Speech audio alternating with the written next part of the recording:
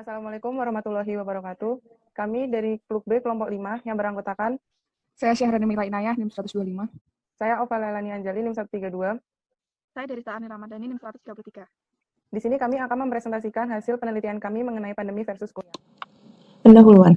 Latar belakang dari masalah ini adalah pandemi virus corona jenis baru di Indonesia diawali pada tanggal 2 Maret 2020. Sejak saat itu, pemerintah Indonesia menegaskan untuk melakukan social distancing. Menyikapi hal tersebut, Universitas Pembangunan Nasional Veteran Yogyakarta mengeluarkan surat edaran mengenai kegiatan belajar mengajar yang dilaksanakan dalam bentuk kegiatan pembelajaran tanpa tatap muka atau kuliah daring.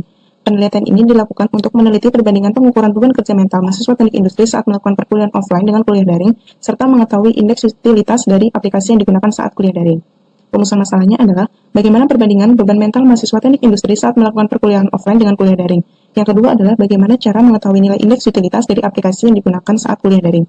Untuk tujuan penelitian ini adalah yang pertama, mengetahui perbandingan beban mental mahasiswa teknik industri saat melakukan perkuliahan offline dengan kuliah daring. Yang kedua, mengetahui nilai indeks usabilitas dari aplikasi yang digunakan selama perkuliahan daring. Yang ketiga adalah tujuan individual yang menambah ilmu pengetahuan, pengalaman, pengenalan, dan pengamatan sebuah sistem perkuliahan daring yang sedang berjalan, sehingga penulis bisa melakukan penelitian untuk menyelesaikan laporan tugas besar praktikum FPSK 2020. Manfaat penelitiannya adalah menambah wawasan dan kemampuan berpikir mengenai penerapan teori yang telah didapatkan. Yang kedua adalah hasil penelitian ini digunakan untuk menggambarkan sistem perkuliahan yang sedang berjalan saat ini. Dan yang ketiga adalah hasil penelitian dapat dijadikan sarana diagnosis dalam mencari sebab masalah atau kegagalan yang terjadi dalam suatu sistem perkuliahan daring. Tinjauan pustaka. Yang pertama ada beban kerja mental. Beban kerja mental merupakan sekumpulan atau sejumlah kegiatan yang harus diselesaikan oleh suatu unit organisasi atau pemegang jabatan dalam jangka waktu tertentu. Faktor yang mempengaruhi ada dua, yaitu faktor eksternal maupun faktor internal. Metode pengukuran beban kerja mental secara subjektif adalah menggunakan massa TLX, Harper-Cooper Rating, Task Difficulty Scale, Subjective Workload Assessment Technique atau SWOT. Dampak dari beban kerja mental jika terlalu berlebihan akan menimbulkan kelelahan baik fisik maupun mental dan reaksi-reaksi emosional seperti sakit kepala, gangguan pencernaan, dan mudah marah. Kemudian akan menimbulkan tanda-tanda stres seperti kebosanan, apatis, tidur yang tidak menentu, lekas marah, dan lain-lain. Pengukuran kerja beban mental ini dapat dilakukan dengan dua cara, yaitu secara objektif maupun secara subjektif. Yang kedua adalah usabilitas. Usabilitas merupakan kemampuan sistem atau perangkat untuk digunakan oleh manusia dengan mudah, efektif, dan efisien, serta memuaskan derajat tertentu untuk mencapai tujuan yang diinginkan. Kriteria yang ada di dalam usabilitas terdapat effectivity, efisiensi, learnability, memorability, flexibility, error, utility, safety, satisfaction, dan attitude. Kemudian metode pengukuran usabilitas ada user texting, survei, focus group discussion, setting goals and tracking metrics, usability inspection, dan participatory design. Kemudian untuk pengumpulan data, yang pertama yaitu pengumpulan data untuk beban kerja mental. Ada data indikator perkuliahan offline atau pada saat kita melakukan kuliah biasa di kampus. Di sini terdapat 7 responden. Kemudian untuk data indikator perkuliahan daring ada 7 responden juga. Lalu untuk data rekapitulasi jumlah bobot faktor itu terdapat objek penelitiannya itu perkuliahan biasa dan saat daring. Total untuk masing-masing diberi skor 15. Kemudian data pemberian rating pada saat perkuliahan biasa dan perkuliahan daring. Selanjutnya yaitu yang kedua ada pengumpulan data ergonomi kognitif usabilitas. Ada penentuan nilai bobot dari 5 atribut yaitu efisiensi, learnability, memorability, error, dan satisfaction. Ini untuk data kuesioner aplikasi pertama yaitu WhatsApp Group. Lalu ini untuk aplikasi kedua Google Classroom. Dan yang terakhir untuk aplikasi Zoom. Selanjutnya yaitu pengolahan data. Yang pertama yaitu perhitungan nilai produk. Nilai produk diperoleh dari bobot dikali rating. Berikut contoh perhitungan nilai produk dan tabel hasil nilai produk dari tiap responden. Selanjutnya yaitu menghitung nilai WWL, di mana nilai WWL merupakan jumlah dari nilai produk. Berikut merupakan contoh perhitungan nilai WWL Rialda dan tabel perhitungan nilai WWL dari seluruh responden.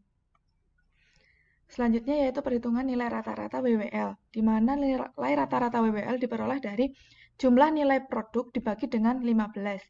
Berikut merupakan contoh perhitungan dari responden Rialda dan tabel perhitungan rata-rata nilai WWL dari seluruh responden. Selanjutnya yaitu penentuan interpretasi skor NASA TLX. Berikut merupakan hasil dari kategori nilai beban kerja dari seluruh responden berdasarkan pada nilai pembagian skor beban kerja. Selanjutnya yaitu data skor NASA TLX. Selanjutnya yaitu perhitungan standar deviasi di antara rata-rata sampel. Yang pertama yaitu pengumpulan data sampel. Diketahui jumlah dan rata-rata pada perkuliahan biasa dan perkuliahan online. Selanjutnya menghitung nilai XIJ min XI kuadrat setiap responden dengan 30 dikurangi rata-rata lalu dikuadratkan. Selanjutnya yaitu perhitungan standar deviasi kuadrat rata-rata. Yang pertama menghitung XPER dengan rata-rata perkuliahan online dan perkuliahan biasa dibagi 2 sama dengan 4,15. Selanjutnya S kuadrat R. Rata-rata perkuliahan online dan perkuliahan biasa dikurangi dengan XPER yang dikuadratkan lalu dibagi dengan 1 sama dengan 22,25. Selanjutnya variansi, yaitu N dikali S kuadrat R diketahui 155,75. Selanjutnya perhitungan variansi dalam grup, diperoleh dari jumlah dari perkuliahan online dan perkuliahan biasa pada XIJ min XI kuadrat dibagi dengan K kali N-1 diperoleh 386,23. Selanjutnya perhitungan nilai F. Nilai F hitung diperoleh 0,40 dan F tabel 4,41. Uji hipotesis yang dilakukan yaitu F hitung kurang dari F tabel, yaitu menerima H0, sehingga perbedaan sistem perkuliahan tidak berpengaruh terhadap beban kerja mental pada mahasiswa. Selanjutnya yaitu perhitungan Integrated Usability Index. Berikut merupakan tabel hasil nilai Usability Index dan contoh perhitungan pada Google Classroom. Selanjutnya yaitu analisis hasil.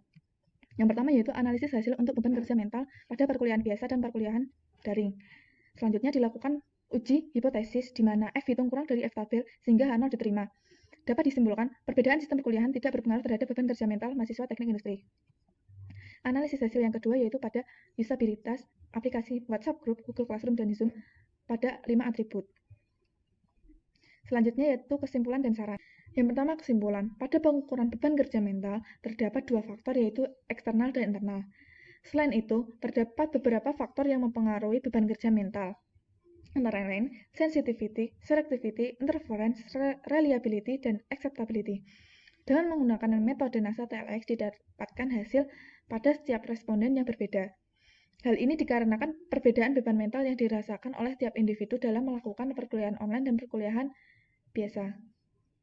Sedangkan hasil yang didapatkan dengan metode uji F adalah perbedaan sistem perkuliahan tidak berpengaruh terhadap beban kerja mental pada mahasiswa. Usability merupakan suatu perancangan sistem sesuai dengan kebutuhan pengguna yang berkaitan dengan ilmu ergonomi kognitif. Usabilitas memiliki beberapa komponen yang penting dan saling berkaitan satu sama lain, yaitu learnability, efficiency, memorability, error, dan satisfaction. Dari hasil pengolahan data didapatkan atribut yang paling mendominan yaitu atribut memorability. Untuk sarannya, kondisi yang nyaman akan mempengaruhi beban kerja mental untuk setiap individu. Faktor-faktor yang mempengaruhi harus diperhatikan agar setiap individu dapat tetap merasa nyaman saat melakukan kegiatan. Dengan menghitung nilai interpretasi dari setiap individu, maka akan diketahui kondisi yang bagaimana seorang individu akan merasa nyaman saat melakukan suatu pekerjaan. Selain itu, untuk mengetahui usabilitas suatu aplikasi yang akan digunakan dapat dicari dengan menggunakan menghitung nilai usabilitas indeks. Dengan mengetahui kondisi yang baik dan aplikasi yang nyaman untuk digunakan saat perkuliahan daring, maka mahasiswa akan dapat merasa nyaman dan tidak mengalami kebingungan saat melakukan perkuliahan daring. Sekian dari kelompok kami, kurang lebihnya mohon maaf. Wassalamualaikum warahmatullahi wabarakatuh. Waalaikumsalam.